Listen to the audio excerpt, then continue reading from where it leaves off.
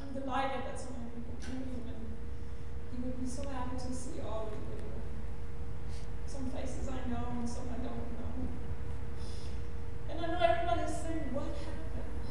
So I want to tell you what happened. I want you to hear from you. I was thinking about coming and visit. Can y'all hear me? I was thinking about coming to visit, and I was, yang, if I was going to come or not. And then he just said, I want you to come. I said, okay, put it that way, I'll come.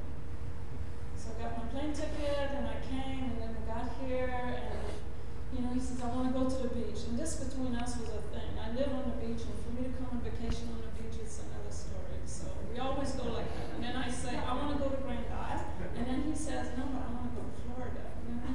And then eventually we don't do anything because we can't agree. So this time I said, okay, we're going to Florida. I give up. So we rented a car, and we got all ready Thursday morning, and we got all together, and everything was fine. He was feeling beautiful. He had more energy than I did. He went out to dinner the night before, and he was just, full of himself. And he even said, well, I said, I'm just going to bring my suitcase that I came with so that I have everything. And he said, please, we're only going like for 4 days. So I got a little bag, and then when we got together, put the stuff in the car, he brought his big suitcase and my little bag. It's like, hello! Why can't I bring all my clothes? But you can. So we had a wonderful trip. We stopped on the way, and it was cloudy when we left. And then as we're going along, it got sunnier and sunnier, and it was great. And he kept saying, see over there? And I remember Gloria, one of her stories that they went to Pensacola, and it was the same story, and he told that story, and we laughed. And so anyway, we got to Florida, and sure enough, it was sunny in Florida, and we got to the house. We had gotten the house on the water, and he said, finally, I'm at the beach, and he says, well, 2 bathing suits. And we got at the house, and we went to the beach, and we were walking, and Alain and I had this thing because we spoke French, and we went into childhood and play on words and pun with French and English. Well, we got one that we laughed so hard that he was rolling in the sand. I was bent over in half. I had more stuff to say. Tears were falling out of our eyes. We were just spread all over the beach. It was so, it was so intense and so strong and so wonderful. And then we went to a yoga class with a friend of his, and it was great. They had a good yoga class. Came home, had dinner. He ate too much, and we went to bed.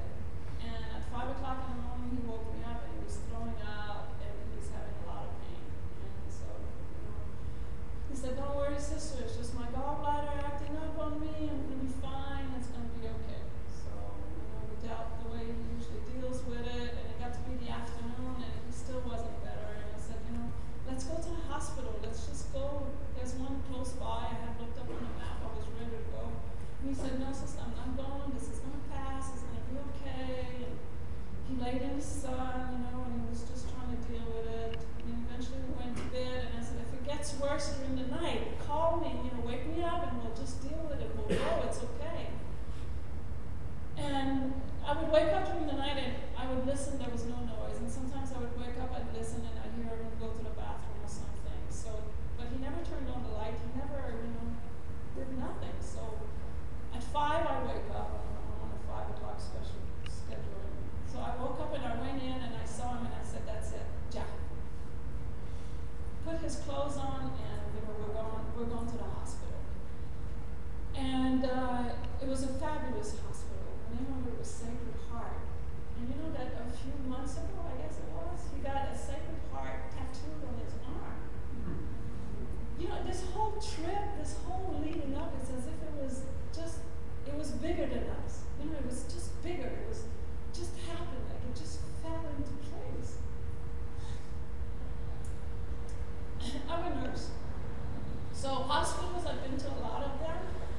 And when I think of a good hospital, that's where we were. I dropped him off in the emergency room. We drove up to the emergency room. A man came out and had their wheelchair